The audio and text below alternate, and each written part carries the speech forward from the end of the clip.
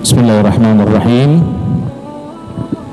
Assalamualaikum warahmatullahi wabarakatuh.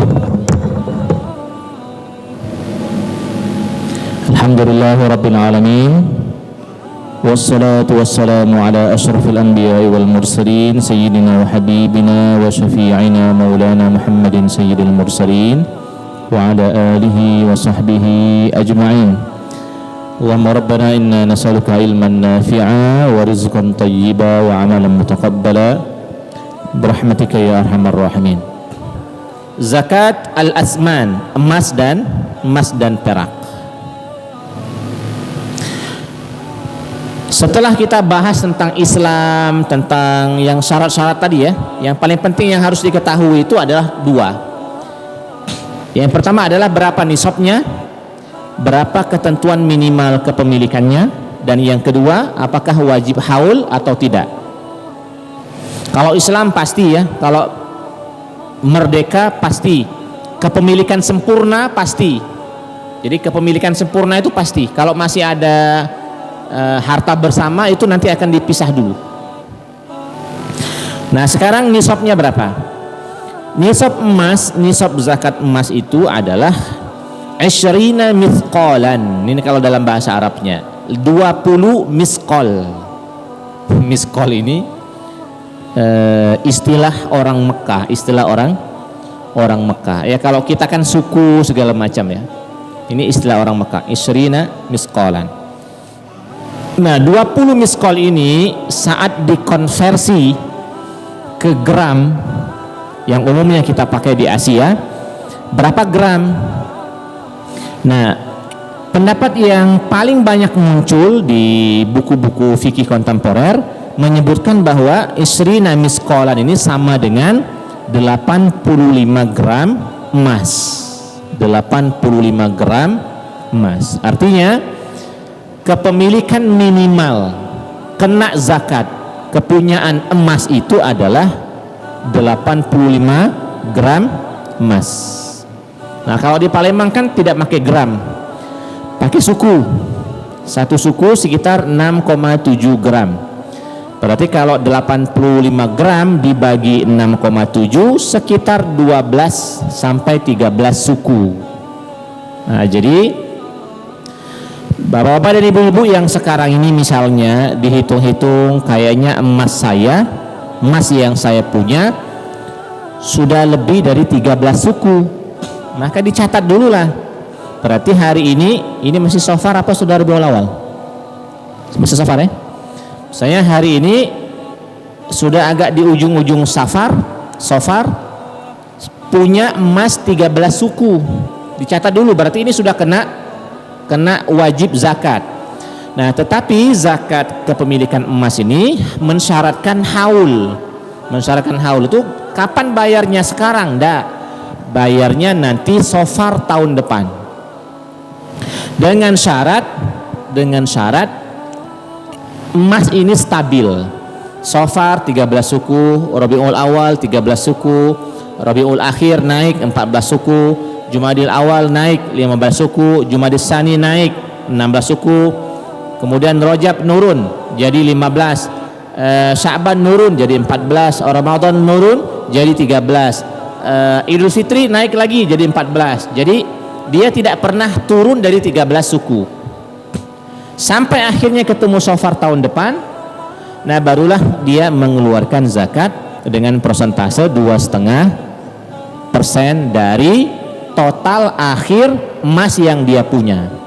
Misalnya awalnya dia punya 13 suku, akhirnya dia punya 15, berarti dia mengeluarkan 2,5% dari 15 suku. Dihitung-hitung saja berapa duitnya.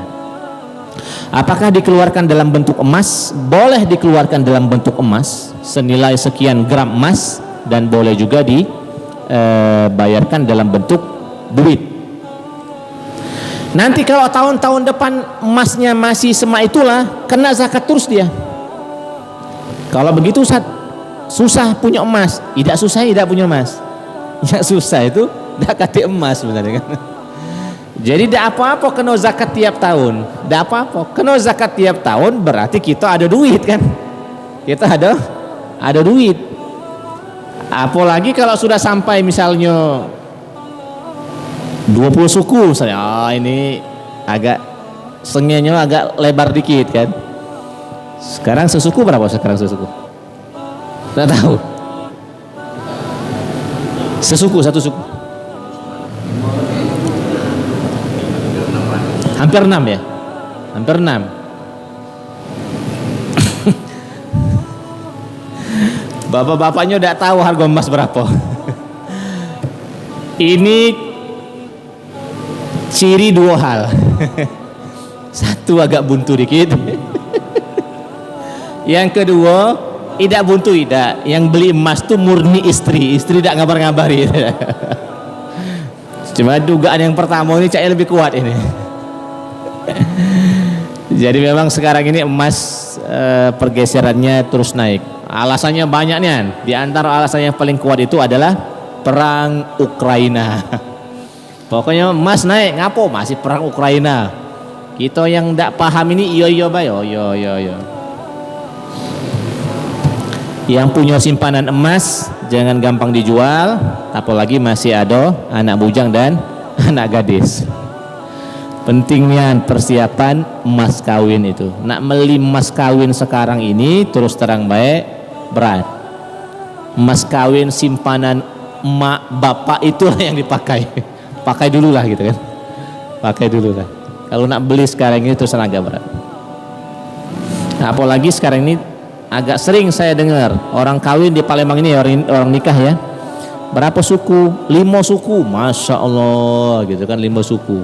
Kalau kali 6 juta baiklah 30 juta untuk mas kawin baik. Ya pokoknya ini realitanya sekarang ini kan, 4 suku gitu kan, 3 suku. Mendekati simpanan memang agak berat. Apalagi kalau ngembek uang dusun Pak Haji ya gitu kan. Mendekati 10 suku jangan maju dulu. Jadi itu kepemilikan emas 85 gram emas. Pokoknya bersyukurlah kepada Allah Subhanahu wa taala kalau Bapak Ibu semua punya simpanan emas senilai itu. Berarti bapak-bapak dan ibu-ibu ini orang kaya baru. Orang kaya baru kan? Baru di tangga pertama orang kaya ini.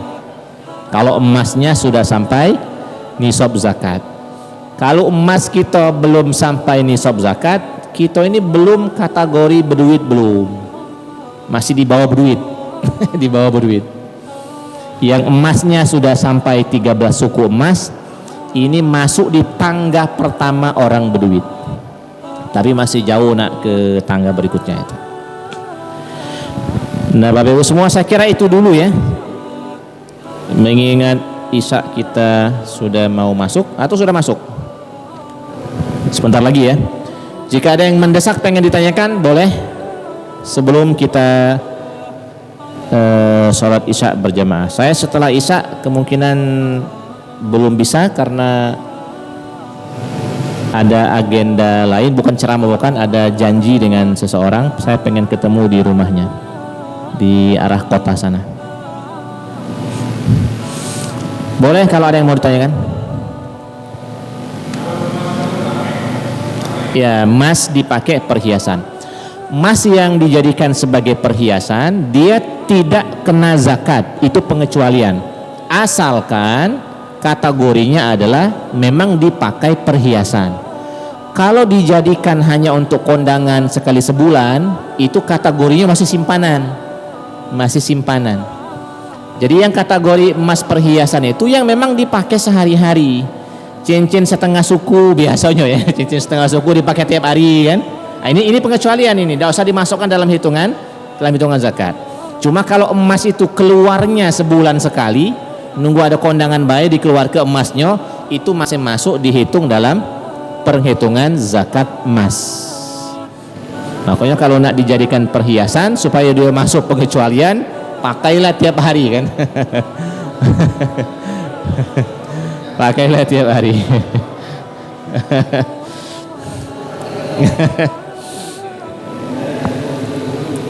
Tapi kadang-kadang terus terang Pak, saya kan manusia biasa juga ya.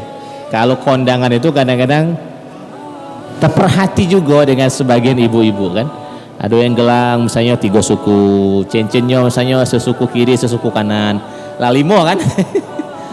Kemudian misalnya kalungnya pakai leontin misalnya kan. Ya leontinnya 3 misalnya, 8 kan. Masya Allah ini ibu-ibu, misalnya dia sampai 8 suku, kalau 8 kali 5 berarti 40 juta gayahannya. 40 juta gayahannya tuh kan. Yang dipakai kondangan ini 40 juta. Ya kadang-kadang kita jadi hiburan ya, Masya Allah, wong kita kalau dia berhias ya. Wong kita kalau dia berhias. Bapak-bapak paling banter jam. Itu pun jam online. Jam online. Paling-paling jam. Jam Rolex versi orang Indonesia ini berapa nian kan? Ini Rolex KW. Seiko wong kita ini, apalagi Seiko KW banyak sekali ini. Jadi kadang-kadang dalam berhias itu ibu-ibu kalau berhias Masya Allah, ibu-ibu Palembang terutama ya, Masya Allah, pokoknya Masya Allahnya. Ya udah jadi masalah sih, itu urusan dia sih. Kita sekedar pemerhati baik lah. Pemerhati uang kita kalau dia berhias. Nah yang cak ini kalau pacak jangan tak bayar zakat, jadilah itu kan. Kalau tak bayar zakat, khawatirnya kaget kepemilikan emasnya tidak berkah. Itu saja Bapak Ibu semua. Mohon maaf atas kelaksanaan dan kekurangan. Kepada Allah Subhanahu wa taala kita mohon ampun. Subhanakallahumma rabbana wa bihamdika asyhadu an la ilaha illa anta wa astaghfiruka wa atubu ilaik. Wassalamualaikum warahmatullahi wabarakatuh.